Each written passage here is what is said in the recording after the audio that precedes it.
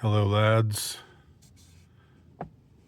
I want to talk about something that I think is interesting, and that is the fact that yesterday, on December 8th, which is the Feast of the Immaculate Conception on the Catholic liturgical calendar, that on that day, the Trump White House put out a notice, put out a message, in essence, saying we celebrate this day in solidarity with many Americans for whom this day is a day of importance, and goes on to talk about Mary being the patroness or the protector of America, in which it is in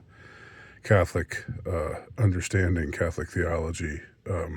There's saints that have various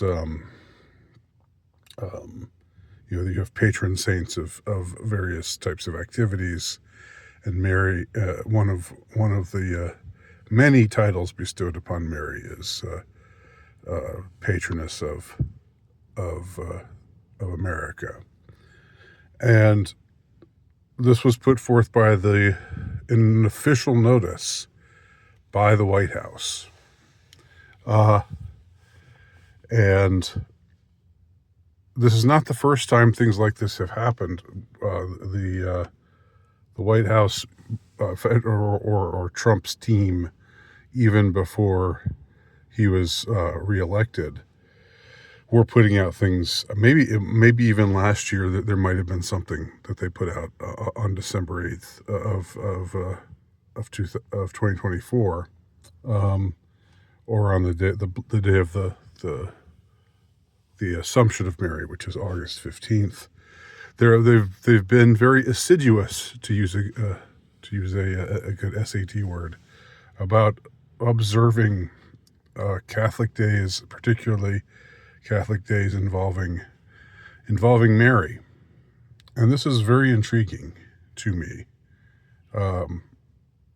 because I wonder what's afoot. It's I don't have much to say beyond speculation, but I would say that since we should always start in politics with the more cynical of explanations, I'm not averse to taking that perspective, since we're talking about politics here. I have to say, when it comes to looking at this just as a brazen, cynical, pandering sort of thing, I don't exactly understand how it works in that regard. I'm sure that among traditionalist-minded Catholics, more conservative Catholics, Catholics who believe in the doctrines of the faith, including the prohibition of abortion and of same-sex couples and all the other social issues. I'm sure that among that demographic, which is a smaller demographic of those who call themselves Catholic in America, I'm sure that among that demographic you already had I'm sure the ones who even voted were probably much more likely to be Trump voters. And Trump doesn't even have to worry about getting elected again, unless he's going to run for a third term, which was one of those things that's been floated a couple of times, but I honestly don't think that that's going to happen. But even if it were being done as in an effort to pander, let's say it's J.D. Vance, who is also Catholic, getting a head start on you know, on signaling, since he's part of the White House, since he's the vice president, that he's also, and he's Catholic, that he's you know, he stands with traditionalist minded Catholics. It just doesn't seem like the smartest of plays to make from a strictly cynical perspective of pandering to voters, because you throw out a lot of Catholic stuff, and you know, there are people who really dig it, and there are a lot of people who really don't dig it. Also, you alienate a lot of people. You know, I think that Trump also had probably a lot of you know, very you know, evangelical Protestants, fundamentalist Protestants, who are very, very much, I won't say anti-Catholic, but although probably a lot of them are, but definitely non-Catholic, and who aren't into the whole Marian theology stuff at all, by any stretch, by any means. So it seems to me that putting up, you know, that acknowledging an event like, or a feast day like the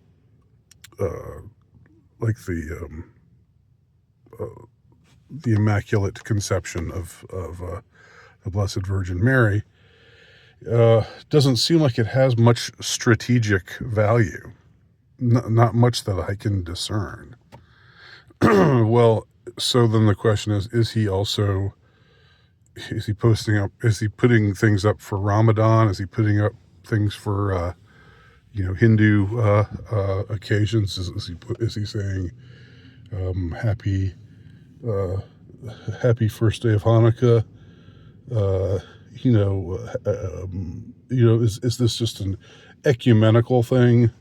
It doesn't seem to be.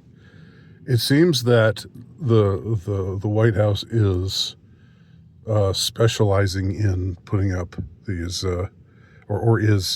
it seems like it has a particular proclivity to post Catholic stuff involving Mary on feast days of the church, which involve the acknowledgement of Mary as the Mother of God. So then the question is, if it's not being done as a strategic, you know, pandering sort of gesture, then what's actually behind it? That's where things get interesting, and I don't have the answer. I remember a couple of years ago, I think it was in 2022, when then Pope Francis fulfilled the what had been requested allegedly requested by the Blessed Virgin Mary, as seen by the seers of Fatima, when he prayed for the conversion or for the consecration of Russia under the Blessed Virgin Mary, when he prayed for, and the occasion of this was the war that had started then between Russia and Ukraine, the invasion of Ukraine by Russia, which had started in February of 2022, and that proved to be the geopolitical impetus for this event, which had long been, people had for a long time in the Catholic world talked about how the Fatima, the request allegedly made by the Virgin to the seers, the children who who allegedly talked to her in Fatima, was that Russia should be consecrated to her holy name. Otherwise, the errors of Russia would spread across the world. Now, this was made. This alleged conversation between the seers of Fatima and the Blessed Virgin Mary took place prior to the Russian Revolution, prior to the Bolsheviks taking over in 1917.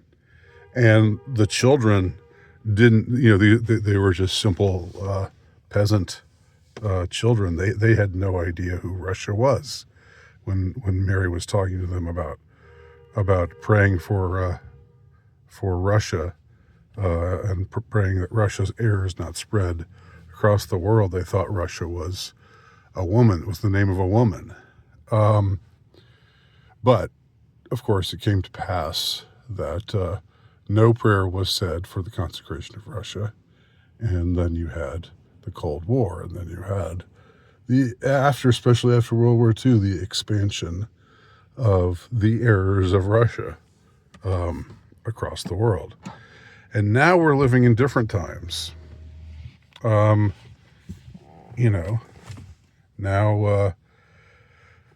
the Cold War, as far as vis-a-vis Cold War I, is over. There seems to have been a newly ignited Cold War of sorts. That's kind of in a more low key sense going on now. More of a low boil Cold War. But it's nothing at all compared to what it was for those of us old enough to remember the real Cold War, the actual Cold War, and what that was like. To have two superpowers, pointing nuclear weapons at one another, and constant fear of nuclear obliteration hanging over humanity. So anyway, what does it mean? What does it mean? I'm just going to throw out a couple of things. There is especially among conservatives, there is, I would say, Catholicism is enjoying a renaissance of sorts among highly placed conservatives. People like J.D. Vance, people like nearly all of the judges who are deemed conservative on the Supreme Court, the justices who are deemed conservative on the Supreme Court. Nearly all of them are Catholic, and amongst commentators, who have been in the public eye on the conservative side of things, Candace Owens is Catholic, Nick Fuentes is Catholic. I don't think Tucker Carlson is Catholic, but Russell Brand, also Catholic. There have been a lot of high-profile conversions in recent years. So, what do we make of that? Do we trust that? I'm not going to call anybody out and say that anybody has converted to Catholicism for career purposes. Because I don't really understand how that works. Catholicism is not a major force in the United States. It's a minority in the United States. I don't know the exact percentage, but I know that there are not many of us percentage-wise compared to people of other denominations or people of other faiths, I should say, because Catholicism, strictly speaking, is not a denomination. It's the faith. But anyway, I'll say other forms of Christianity, Protestant forms of Christianity, and to an even lesser extent, Orthodox forms of Christianity. Lesser in the United States, over in an overall demographic sense, even if there are a ton of young Orthodox men on the far right who are disciples of Jay Dyer, but let's not get into that right now. There's some interesting speculations. Of course, last year at the March for Life, which I attended for the first time, maybe for the last time. I don't feel an inclination to go back. I mean, it was a good event. I'm glad I attended, but I don't think I need to go again. But when I was there last year, for the first time, you had a vice president, J.D. Vance, actually there, not just sending a message along, which were things that prior Republican presidents had done. But you had a video, like Trump appeared in a video expressing his support, and then J.D. Vance was there and gave an actual speech to the assembled marchers prior to the march. So it might just be that there's a cynical way to look at this, and there's also, I never want to be accused of being a triumphalist, because you just never know. And there are some people who become so convinced that this is the track we're on, and that the Holy Spirit is guiding us down this path, and pretty soon, we'll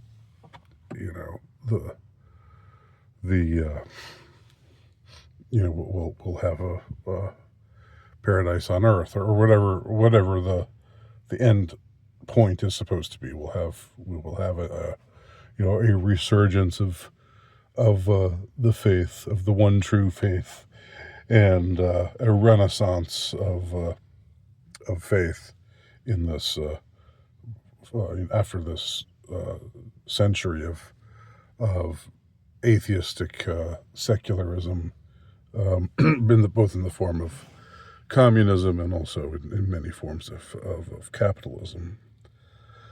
So there are those who would say, that Our Lady is that has made these has appeared in these various on these various occasions and these various apparitions, has warned of impending an impending chastisement if her words are not heeded. But if her words are heeded, then the chastisement can be avoided, and then we can and then our life on earth will grow noticeably better, and we will grow closer to God, and we will it won't be heaven on earth. I shouldn't have said that, but it will be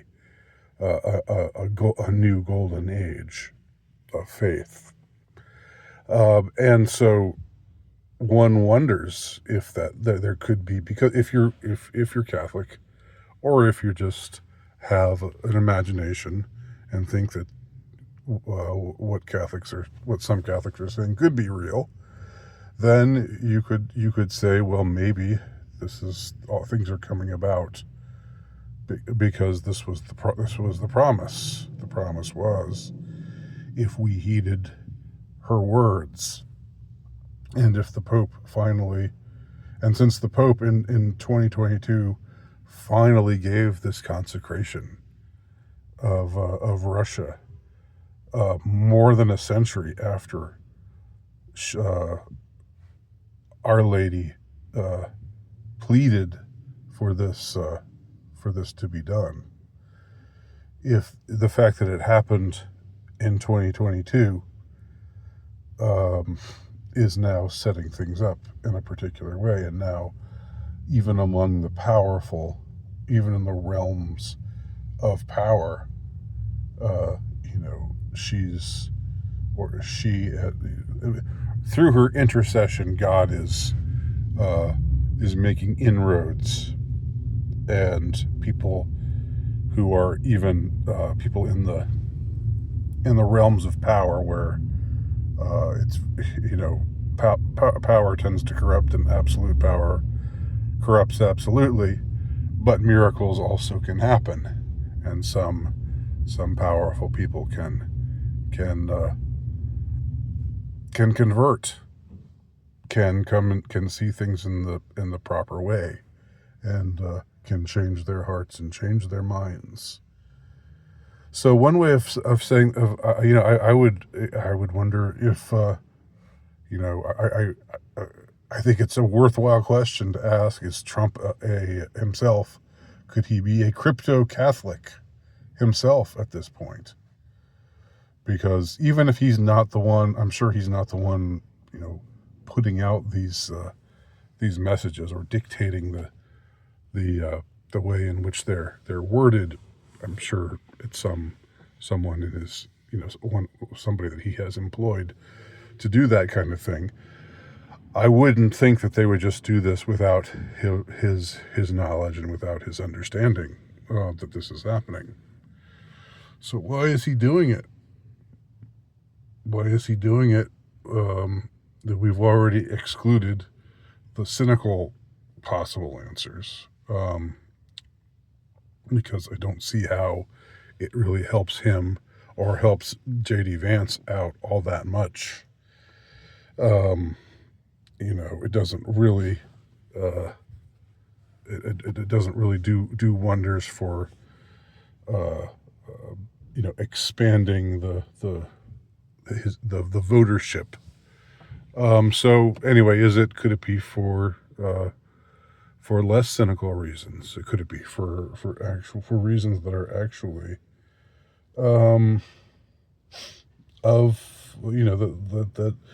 could it be that heaven is directing all of this in one way or another? Again, I wouldn't be married to that perspective, and I want to make that clear. I'm not advocating a triumphalist interpretation of all of this. Even though I'm a believing Catholic, a practicing Catholic, even though I, like all believing practicing Catholics, went to Mass yesterday because it was a holy day of obligation. It was the day, December 8th, the date that the Church commemorates the Immaculate Conception of Mary, which means the day in which we commemorate that Mary was born without sin. Not that she was born of a virgin, as is often misunderstood, but that she was conceived without sin, that she was, in order to be a proper vessel for Christ to be born from, she herself was born without sin.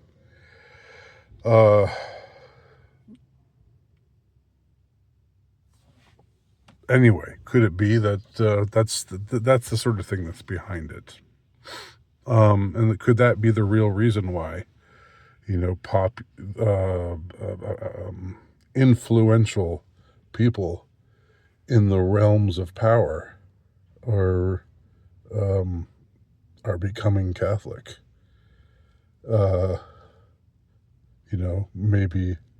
Maybe there's, it may just be, there may be cynical reasons, and it could be that they're just as evil as the rest of the elites, or it could be because if you believe in God, you believe that God can make headway among anybody. if you believe in God, you believe in that God can achieve miracles, and if God can achieve miracles, then He can achieve even the miracle of bringing over the godless elites to the truth.